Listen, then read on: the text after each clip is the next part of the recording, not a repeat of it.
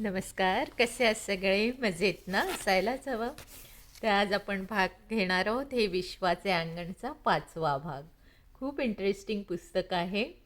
तर आता ह्याचा पुढचा भाग मी तुम्हाला वाचून दाखवते. मी अमेरिकेत होतो तो काळ प्रचंड उलथापालथीचा, संघर्षाचा आणि वैचारिक परिवर्तनाचा होता. अमेरिकन समाज व्हिएतनाम युद्धाला जोरदार विरोध करीत होता. व्हिएतनाम विरुद्ध चाललेल्या निदर्शनात केट विद्यापीठात एक युवती गोळीबाराला बळी पडल्याने मोठा क्षोभ झाला होता. प्रदीर्घ संघर्षानंतर आफ्रिकन अमेरिकेना 1965 मताधिकार मिळाला होता. पण समता, बंधुता, ऐक्य वगैरे प्रत्यक्षात आलेलं नव्हतं. वर्णविद्वेष विरुद्धचा लढा जारी होता. 4 एप्रिल 1968 या दिवशी मार्टिन ल्यूथर किंग यांची हत्या झाली. भावातीत ध्यानाचा संदेश घेऊन महर्षी महेश योगी भारतातून आले होते आणि लोकप्रिय संगीतकार चौकडी बिटल्स हे त्यांच्याकडे आकृष्ट झाले होते. सत्य, अहिंसा ही मूल्य सांगणारं महात्मा गांधीचं तत्त्वज्ञान याबद्दल अमेरिकन समाजात कुतूहल होतं. चहाच्या कपाभोवती अमेरिकन सहकाऱ्यांबरोबर या सर्व ज्वलंत विषयांची चर्चा रंगत असे. अशाच एका गप्पांमध्ये एका अमेरिकन मुलीने मला सत्याग्रह म्हणजे काय असं विचारलं. सत्याचा आग्रह म्हणजे सत्याग्रह असा सरळ अर्थ, पण मी तिला जे उत्तर दिलं त्याने खुद्द माझंच समाधान झालं नाही. मलाच लाज वाटली. मी साबरमती तीरावरच जन्मलेला, घरात गांधींचं तत्त्वज्ञान जगणारी माणसं, गांधीजींबरोबर सायं प्रार्थनेला आश्रमात जाणारे जांभेकर माझेच वाडवडील, आणि सत्याग्रह म्हणजे फक्त निदर्शन, प्रोटेस्ट एवढंच मला ठाऊक असावं. एकूणच आपल्यालाच भारताविषयी फारशी माहीत नाही हे प्रकर्षाने जाणवलं. भारतीय संस्कृतीबद्दल माझ्या सहकाऱ्यांना अनेक प्रश्न असत. कॉलेजात आर्किटेक्चरल हिस्ट्रीमध्ये जागतिक इतिहास, भारतीय इतिहास, सांस्कृतिक इतिहास असे विषय होते. आपलं तर या विषयांकडे साफ दुर्लक्ष झालं होतं. डिझाईन या विषयातही आमचं कुतूहल आधुनिक स्थापत्याकडे जास्त झुकत होतं आणि एकाही प्राध्यापकाला रस घेऊन शिकवावं असं वाटलं नव्हतं. आम्ही त्याच निरसपणे ऐकलं होतं, पण आता मात्र त्याबद्दल मान खाली गेली होती. माझ्या सहकारी अमेरिकन मुलीने विचारलेल्या प्रश्नांनी मला खाडकन जाग आली. मी न्यूयॉर्कच्या लायब्ररीकडे धाव घेतली. गांधीजींचं माझे सत्याचे प्रयोग, पंडित नेहरूंचं डिस्कव्हरी ऑफ इंडिया, रियासतकार सरदेसाईंचे 8 खंड, लहान मोठी पुस्तकं मिळवून वाचण्याचा सपाटा लावला. नंतरच्या काळात तर जगभरातील, भारतातील उत्तम उत्तम पुस्तकं मिळवून त्याचा संग्रह केला. या साऱ्या वाचनाने एक आत्मविश्वास जागा झाला. अमेरिकन सहकाऱ्यांशी चांगला संवाद होऊ लागला. वैयक्तिक वैचारिक दृष्टिकोनही तयार होऊ लागला. एकीकडे वयाच्या 26-27व्या वर्षी अमेरिकेत एक संघर्षमय विज्ञान युगाचा कालखंड पाहत होतो आणि तिथंच राहून माझ्या देशाच्या इतिहासाशी, संस्कृतीशी आपला धागाही जोडत होतो. इतिहासाचा आधार असल्याशिवाय वर्तमान काळातही उभं राहता येत नाही की भविष्याकडेही पाहता येत नाही, हे कुणी त्यावेळी जोरदारपणे सांगायला हवं होतं. अशावेळी अत्यंत शिस्तबद्धपणे आणि तन्मयतेने शिकवणारे शेवडे मास्तर आठवतात. विद्यार्थ्यांशिवाय दुसरं काही जग नसलेल्या शिकवण्याच्या प्रेमात रमलेल्या रायकरी बाई आठवतात. बालपणी तांबे मास्तरांनी मारलेल्या धपाट्यांच्या आठवणींनी पाठ हुळहुळते. जगभरातलं ज्ञान शिकण्याची विद्या नकळत देऊन गेलेली माणसं काळाच्या प्रहाराने झुकलेली दिसत नाही. 21 जुलै 1969 या दिवशी मानवाने चंद्रावर पहिलं पाऊल टाकलं आणि मी ते याची देही याची डोळा पाहिलं. मग भारावलेल्या अवस्थेतच न्यूयॉर्क टाइम्सचे गलेलठ्ठ अंक भारतातल्या भावंडांना पाठवित राहिलो होतो. आता मागे वळून विचार करताना अमेरिकेतल्या वास्तव्याचा भला मोठा पसरलेला काळ आणि त्यातले सांस्कृतिक, राजकीय, सामाजिक, वैज्ञानिक बदल समोर येतात. मानवी जीवन बदलून टाकणाऱ्या परिवर्तनात मी पाहत होतो. 4-5 दशकांपूर्वी आफ्रिकनच्या हक्कासाठी लढणाऱ्या मार्टिन ल्यूथरची हत्या व्हावी आणि आज आफ्रिकन वंशाच्या बराक ओबामाने अमेरिकेच्या राष्ट्रपतीपदी विराजमान व्हावं हा चमत्कार पाहिला. अवघ्या जगाला एकत्र आणणारं कम्प्युटर युग आजच्या आमच्या समोर अवतरलं. जगभरात पर्यावरण ऱ्हासाविरुद्धचा लढा सुरू झाल्याचं पाहिलं. जीवनमूल्य बदलली, जीवनशैलीही बदलली. पण त्याचवेळी मात्र मिळेल तितकं शिकून घ्यावं, मायदेशी जावं आणि घर करून स्थिर व्हावं, आपल्या भावंडांना स्थिर होण्यास मदत करावी, एवढ्याच विचारात मी होतो. शिक्षणासाठी मी घराबाहेर पडलो होतो. त्यानंतर माझे आजोळच्या घराशी भावंडाशी स्नेहाचे संबंध जुळले होते. पण अहमदाबादमध्ये राहणाऱ्या भावंडांचा मला विसर पडला नव्हता. त्यांचा विचार सदैव मनात चालू असे. सुनील, अजय, विजय तिथं राहून आपली लढाई लढतच होते. ही माझी गुणी भावंडं आज आपापल्या क्षेत्रात उत्तम काम करीत आहेत. ते त्यांच्या मेहनतीच्या गुणवत्तेच्या आधारानंच हे सांगताना मला अभिमान वाटत आहे. त्यावेळी त्यांनी अमेरिकेत यावं, शिकावं यासाठी मी प्रयत्नशील असे. नियतीने पुढे आम्हाला सर्वांनाच इथं अमेरिकेत आणलं. मला रोज काही शिकवून जाणारे माझे उमेदवारीचे दिवस अस्मरणीय होते. IMPमध्ये महत्त्वाच्या प्रकल्पामध्ये मी सहभागी झालो होतो. वॉशिंग्टनचा नॅशनल गॅलरीचा प्रकल्प आमच्या फॉर्मसाठी महत्त्वाकांक्षी प्रकल्प होता. मी त्यात झोकून देऊन काम केलं होतं. त्यात माझं नाव ठळकपणे कुठेच येणार नव्हतं, पण कामाचा आनंद पुरेपूर मिळाला होता. इथं काम करताना आपलं मत मांडायची मुभा होती. त्याची कदरही केली जात असे. एकूण कार्यप्रणाली शिस्त आणि दक्षताही पाळली जात असे. काम वेळेत पूर्ण करण्यासाठी ते परिपूर्ण निर्दोष व्हावं यासाठी सारेजण जीवाची शर्थ करीत.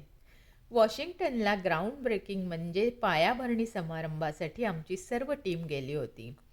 अमेरिकेच्या सरन्यायाधीशांच्या हस्ते हा शानदार समारंभ पार पाडला.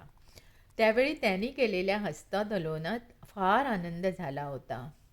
काहीतरी मोठी प्रभावी घटना घडली असं वाटलं होतं. वास्तविक हा एक शिष्टाचार उपचार असतो, पण त्यावेळी तरी मी हुरळून गेलो होतो. आज मी बऱ्याचदा जगभरातल्या उच्च पदस्थांना, क्वचित प्रसंगी राष्ट्रप्रमुखांनाही भेटत असतो, पण ती घटना वेगळीच होती. बघता बघता 1.5 वर्षाचा काळ लोटला. कामाचा अनुभव आणि घरासाठी पैसे जमवत होतो, धडपडत होतो. त्याशिवाय दुसरं आयुष्य नव्हतं. शनिवार रविवारी काम करीत होतो. घरी थोडंफार वाचन करीत असे किंवा संग्रहालय, कलादालन जाऊन पाहत असे. करमणूक म्हणून काही अन्य गोष्टींकडे जात नव्हतो, पाहत नव्हतो. त्यामुळे सुदैवाने कोणत्या व्यसनात, प्रलोभनात मी अडकलो नाही. मी मद्यपान करत नाही याचं भारतातल्या लोकांनाही आश्चर्य वाटलं. फक्त शाकाहार घेतो याचं परकीयांनाही नवल वाटतं. शांघायमध्ये मी शाकाहारी असं म्हटल्यावर ते म्हणतात, म्हणजे तुम्ही बौद्ध आहात. तर असं सरळ नाकासमोर आयुष्य चाललं होतं. आईवडिलांकडून लग्न करण्याचा आग्रह होत होता. मला देखील कुणी जोडीदार असावी असं वाटू लागलं होतं. भारतात जाऊन घरसंसार करण्याचं ठरवलं. 71च्या डिसेंबरमध्ये मी मुंबईला आलो. मामांकडे नेपोलियन सी रोडच्या घरात उतरलो.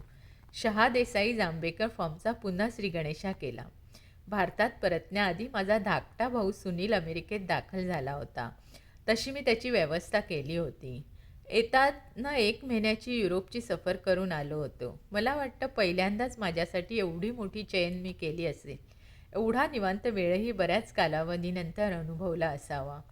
आईवडिलांच्या इच्छेनुसार दाखवून पत्रिका जुळवून माझं लग्न ठरलं. माटुंगाच्या सुसंस्कृत साध्या नवरे कुटुंबातील ज्योत्स्ना मला आवडली. 28 मे 1972 ही लग्नाची तारीख ठरल्यावर खारच्या 15व्या रस्त्यावरचं 1 बेडरूमचं लहानसं घर घ्यायचं मी ठरवलं. मी फारशा मुली पाहिल्या नव्हत्या की कुणाला भेटलो नव्हतो. साखरपुडा झाल्यावर मी ज्योत्स्नाला घेऊन काही वेळ फिरायला गेलो. हेच आमचं लग्नाआधीचं कोर्टिंग. लग्न माटुंगाच्या ब्राह्मणवाडीच्या हॉलमध्ये पारंपरिक पद्धतीने साधेपणाने झालं. पैसे नसल्यामुळे मधुचंद्रासाठी बाहेरगावी जायचं ठरवता आलं नाही. VIAच्या क्लब हाऊसमध्ये 2 दिवस राहून सरळ खारच्या नव्या घरात संसार थाटला. पत्रिका जुळल्या होत्या, पण आयुष्य जुळण्यासाठी दोघांमधल्या सामंजस्याची गरज असते. ज्योत्स्नाने मला उत्तम साथ दिली. तीव्र जीवन संघर्षात, कसोटीच्या निर्णयात आणि आता सुखातही ती सतत माझ्याबरोबर आहे. आईवडील मुंबईत आल्यानंतर मामाच्या घरी उतरत. मग त्यांच्या सोयीसाठी अल्ट्रामाउंट रोडवर एक लहानसा फ्लॅट बुक केला. दक्षिण मुंबईची सवय झाली होती आणि आईवडिलांना लोकल ट्रेन्स बसेसच्या गर्दीत मला लोटायचं नव्हतं. पण मनात मनःशांती, कामाचा आनंद, सुखकर जीवनशैली याची ओढ निर्माण झाली असावी. काहीही असो, माझा मुंबईत कामाशी सूर जुळेना. मग विचारांती शहा देसाई जांभेकर भागीदारी संपुष्टात आणली. इथला नवा कोरा संसार आवरला आणि सरळ न्यूयॉर्कमध्ये दाखल झालो. पुनश्च आयुष्याची घडी बसवायची होती. आता मी एकटा नव्हतो, ज्योत्स्ना होती. तिचे आईवडीलही माझ्या परिवारात आले होते. मनात एक जिद्द होती, आशा आकांक्षा आणि स्वप्नही होती. एका आर्किटेक्ट मित्राला फोन केला आणि चांगल्या नोकरीच्या शोधात आहे असं म्हणताच त्यांनी जॉन कॉल वॉन्के अँड असोसिएट मध्ये माझी मुलाखत ठरवून टाकली. तिथं माझी मुलाखत घेतली एका बुद्धिमान विख्यात आर्किटेक्टने, विल्यम पेडरसन. त्याचं नाव पुढे हा माझा उत्तम मित्रही झाला. वॉन्के मला नंतर भेटले. याच वॉन्केने अमेरिकेचे दिवंगत राष्ट्राध्यक्ष जॉन एफ केनेडी यांच्या समाधीस्थळाची रचना केली होती. त्यात सदैव तेवणारी ज्योतही आहे. हजारो पर्यटक तिथे आवर्जून भेट देतात. गांभीर्य, पावित्र्य आणि शांती या भावना जगावणारं हे ठिकाण पाहिल्यावर एका आर्किटेक्टच्या कल्पनाशक्तीला काही सीमा नसतात हे उमगलं. ही कला मानवी आयुष्य बदलू शकते, उदात्त भावना जगवू शकते याची जाणीव झाली. खरं तर शाळेत जाताना ताजमहाल पाहिल्यावर मला असंच काहीसं वाटलं होतं. पण आता ते प्रकर्षाने जाणवलं. या कलेचे सामर्थ्य, त्याचा सामाजिक प्रभाव, भावनिक परिणाम याचं वेगळं दर्शन घडलं. माझं थोडं स्थिरस्थावर झाल्यावर ज्योत्स्नाला आम्ही म्हणजे मी आणि मोठा भाऊ पूर्वी ज्या ब्रॉक्समध्ये राहत होतो तिथे घेऊन आलो. जवळजवळ 2 बॅगा होता. ज्योत्स्नाला अमेरिका नवी होती. माझा भाऊ इथंच माझ्याबरोबर होता, पण हे ज्योत्स्नाला ठाऊक नव्हतं. तिला कदाचित हा धक्का बसला असावा, पण ती काही बोलली नाही. तिच्या सुसंस्कृत मनाचा हा मोठेपणा होता. ही जागा कमी उत्पादनाच्या गटाच्या लोकांनी वस्ती केलेली होती. अमेरिकेच्या इमिग्रेशनच्या उदार धोरणातून जगभरातून लोकांचे लोंढे पहिल्यांदा न्यूयॉर्कमध्ये येत आणि वेगवेगळ्या भागात जात. आम्ही असेच होतो, पण मला ज्योत्स्नासाठी तो भाग फारसा सुरक्षित वाटेना. समोर एक उद्यान होतं. टिंगल करणाऱ्यांचा कंपूही तिथे असे. खारचा टुमदार छोटेखानी फ्लॅट आठवला आणि तिथला नवा संसार आठवला. थोड्याच दिवसाचं तिथलं वास्तव्य किती सुरक्षित आणि सुखाचं होतं, पण आता गोष्ट वेगळी होती. मला नवीन जागा शोधणं भाग होतं. ज्योत्स्ना देखील नवीन कामासाठी मोहीम सुरू केली. माझा मोठा भाऊ माझ्यावर अवलंबून आहे आणि नव्या घरात देखील तो आमच्याबरोबरच येणार आहे हे बहुधा ज्योत्स्ना समजून चुकली होती. त्याबद्दल तिने काही प्रश्न विचारले नाही. क्वीन्समध्ये रेगो पार्कमध्ये एक जागा मिळवली, पण ती वस्ती देखील फारशी चांगली नव्हती. नंतर एका दुसऱ्या जागेत आमचा संसार सुरू झाला. बाहेरचं काम आणि संसार एक तारेवरची कसरत होती, पण ज्योत्स्नाने संयमाने धीराने घेतला आणि आमचा संसार सुरळीतपणे सुरू झाला. मी सुट्टी न घेता काम करीत असे, उशिरा घरी येत असे, पण ज्योत्स्ना हे आयुष्य जाणून होती. सन्मानाने जगण्यासाठी आम्ही दोघं अक्षरशः कामाच्या चक्रात अखंड फिरत होतो. आपल्याला मुलं असावीत अशी आमची स्वाभाविक इच्छा होती, पण ती पूर्ण करण्यासारखी परिस्थिती नव्हती.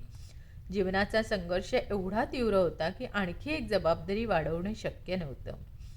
लग्नानंतर काही काळाने नातेवाईक, मित्रपरिवार, समाज यांच्याकडून सूचकपणे मुलांबद्दल विचारणा सुरू होते. तशीच ती आम्हालाही होऊ लागली. पण आम्ही दोघं एका कठोर वास्तव्याला समोर जात होतो. एकदा न्यूयॉर्कमध्ये एक आशियाई ड्रायव्हर भेटला. त्याने नेहमीचा प्रश्न केला, मुलं बाळं किती? मी नाही म्हटल्यावर तो म्हणाला, साहब दुसरी शादी क्यों नहीं कर लेते?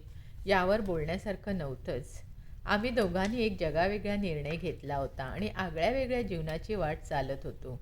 कधी मला ज्योत्स्नाच्या चेहऱ्यावर या निर्णयाची उदास छाया तरळताना दिसते, तशी ती माझ्यावरही असते. पण जीवनाला आनंदाने समोरं जायचं, दुसऱ्यांसाठी, परिवारांसाठी, समाजासाठी काही करण्यास सदैव तत्पर असायचं, हे आम्ही दोघांनी अंगीकारलं व्रत आहे. ज्योत्स्नाने आमच्या दोघांच्या भावंडांच्या मुलांना लळा लावलेला आहे. आमचे सहकारी, मित्रपरिवार यांच्या मुलांना इतकंच नव्हे तर घरात काम करणाऱ्यांच्या मुलांनाही प्रेम लावलेलं आहे. रक्ताच्या नात्यापलीकडे जाऊन वेगळ्या वर्णाची, वंशाची मुलं आमच्या प्रेमात सामावलेली आहेत. त्यामुळे आम्हालाही जिव्हाळा, वात्सल्य या भावना अनुभवता आल्या. आता तर आम्ही आजी आजोबांच्या वयाचे झाले आहोत आणि त्या भूमिकेत रमले आहोत. आमच्या आयुष्यात अपत्य हिंसे न्यून नाही, उलट पितृत्व आणि मातृत्वाची संपूर्णता आहे.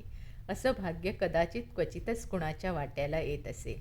पण त्यावेळी न्यूयॉर्कमधल्या आमच्या संसाराची अशी सुरुवात झाली आणि करिअरनी वेग घेतला. अमेरिकेत सुस्थितीत आयुष्य जगायचं असेल तर आपल्याला ते इथलं उच्च शिक्षण घेऊनच पुढे जावं लागेल हे कळून चुकलं. ज्योत्स्ना मुंबईत बँक ऑफ बडोदामध्ये नोकरी करीत होती. इथं देखील तिने बँकेतल्या छोट्या मोठ्या नोकऱ्या करीत अनुभव मिळवला.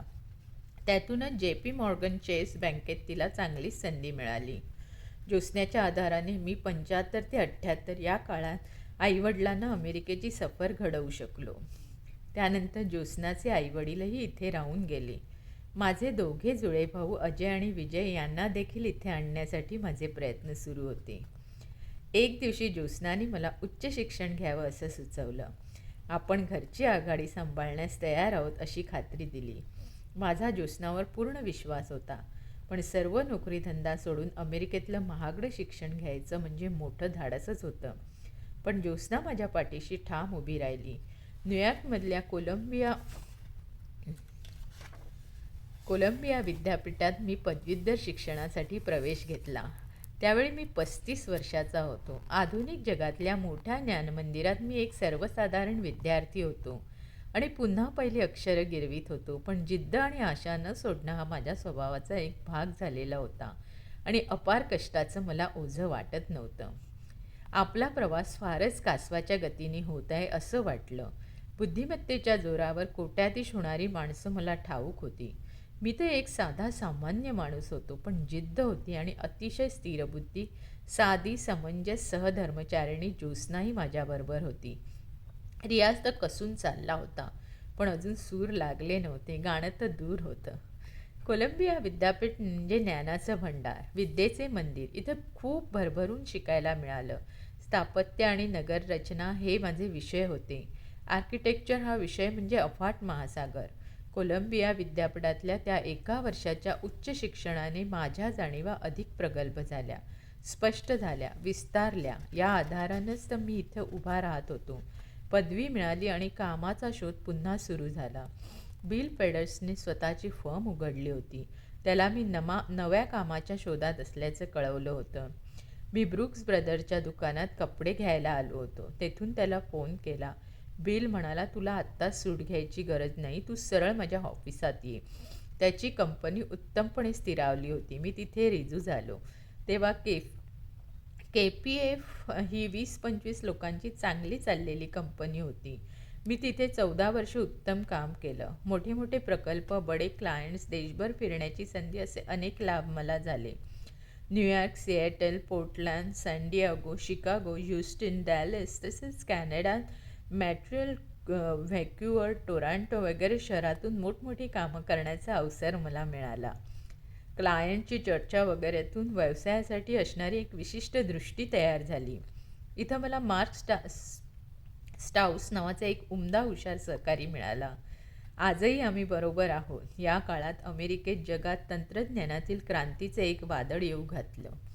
कम्प्युटर नावाचं वादळ. माझ्या आर्किटेक्चर आणि डिझाईन या विषयात या वादळाने मोठी क्रांती केली. या वादळावर आरूढ होण्यासाठी मी सज्ज होतो. KPF या कंपनीत मी 14 वर्ष काम केलं. या काळात घर आणि करिअर या दोन्ही आघाड्यांवर खूप वेगाने गोष्टी घडल्या. बिल पेडरसनने मला स्वतंत्रपणे काम करण्याची मुभा दिली, सन्माननीय पद दिलं आणि महत्त्वाचे प्रकल्प करण्याची संधी दिली. बिल माझा चांगला मित्र झाला व आजही आम्ही मैत्री टिकवून आहोत. माझ्या कामाबद्दल त्याला विश्वास होता, कौतुक होतं. The American institute of architects या वॉशिंग्टन येथील संस्थेने मला फेलो म्हणून 2008 साली गौरवलं. त्यावेळी बिल पेडरसनने माझ्यासाठी जोरदार शिफारस केली होती. त्यात त्याने लिहिलं होतं, I owe him a great professional डेब्ट not only for his contribution to our collaboration but for the high standard of personal integrity and design excellence he explained. Bill पेडरसनबरोबर काम करताना मॅटेरियल शहरात IBM आणि मॅरेथॉन रियालिटीचा मोठा प्रकल्प माझ्या दृष्टीने एक अभिमानाची बाब ठरली. 1987 ते 92 या काळात केलेल्या स्वतःच्या हाताने केलेला हा शेवटचा प्रकल्प होता. नंतर कम्प्युटर आला आणि सारंच बदललं. कॉलेजात असताना बहुतेक 63-64 साली IMP यांनी केलेल्या प्लेस विलेमरीच्या वास्तूचं चित्र पाहिलं होतं आणि ती देखणी वास्तू मनात भरली होती. योगायोगाने मला त्या इमारतीजवळच काम करण्याची संधी चालून आली. आज प्लेस विलेमची ती वास्तू पाहतो तेव्हा माझं मन आनंदाने अभिमानाने भरून येतं. माझ्या जीवनावर प्रभाव असलेली जी थोडी माणसं आहेत त्यापैकी एक IMP आहेत. ते महान ऋषितुल्य आर्किटेक्ट आहेत, पण त्यांच्याबरोबर काम करण्याचं भाग्यही मला लाभलं. कॉलेजात असताना असं कुणी सांगितलं असतं तर माझा विश्वासच बसला नसता. KPFमधील वर्ष प्रचंड कामाची होती. त्याचवेळी मी व ज्योत्स्नाने स्वतंत्र घर घ्यायचा विचार केला. त्यावेळी एक गोष्ट ठरवली की आपण घर अशा जागी घ्यायचं की कामाच्या ठिकाणापासून 30 मिनिटात आपल्याला घरी पोचता येईल. कारण आमचं जीवन म्हणजे कामाचे प्रदीर्घ तास एवढंच होतं. मला आठवड्यातून 2दा तरी बाहेरगावी जावं लागे. वेळी अवेळी विमानाचा प्रवास करावा लागे. पुन्हा धक्केखात घरी पोचण्यासाठी प्रवास करणं, वेळ घालवणं शक्य नव्हतं. अमेरिकेत पाऊल ठेवताच बहुतेक सारे भारतीय गाडी खरेदी करतात. आम्ही कटाक्षाने गाडी खरेदी न करता सार्वजनिक वाहतूक व्यवस्थेचा वापर करायचं ठरवलं होतं. आजही मी गाडी घेतलेली नाही व सबवे लोकल ट्रेनचा वापर करतो. सार्वजनिक वाहन वापरतो. पहाटे उठून दूध आणण्यासाठी गाडी काढून बाहेर पडायचे हे माझ्या कल्पनेत बसत नाही. तर अशा भूमिकेतून आम्ही जागा पाहायला सुरुवात केली. खूप विचार केल्यानंतर अखेर फॉरेस्ट हिल्स गार्डन्स या परिसरातील जागा पसंत केली. ही जागा उच्चभ्रू अमेरिकन राहतात ती वस्ती आहे. या वैशिष्ट्यपूर्ण वसाहतीबद्दल थोडं सांगायला हवं, पण आपण आता इथे निरोप घेत आहोत. तर हे इतकं सुंदर पुस्तक आहे, मला वाचताना भान राहत नाही आणि मी भरभर वाचायचा प्रयत्न करते. पण तुम्हाला जर काही त्रुटी आढळून आल्यास मला जरूर कळवा आणि तुम्हाला हे पुस्तक कसं वाटते हेही मला कमेंट्समध्ये कळवा. आणि नेहमीप्रमाणे जर तुम्ही माझ्या चॅनेलवर नवीन असाल तर मला लाईक, शेअर आणि सबस्क्राईब करायला विसरू नका. आणि आपण हे पुस्तक पूर्ण तर करणार आहोत, पण अशीच अनेक चांगल्या लेखकांची पुस्तके, कविता, वाचन हे सगळं मी माझ्या चॅनलवर दाखवत असते. तर तुम्ही माझ्या चॅनलला नक्की भेट द्या. आणि आज आपण इथेच निरोप घेत आहोत. तर हे पहा, त्यांनी फोटो स्वतःचा दिलेला आहे. त्यांच्या घरासमोर ते दोघं उभे आहेत. हा सुंदर फोटो आणि सुंदर घर आहे. तर हे घर त्यांनी कसं घेतलं ह्याची स्टोरी पुढे आहे, तर आपण ही उद्या वाचणार आहोत. तर माझा भाग 6वा नक्की बघा. धन्यवाद.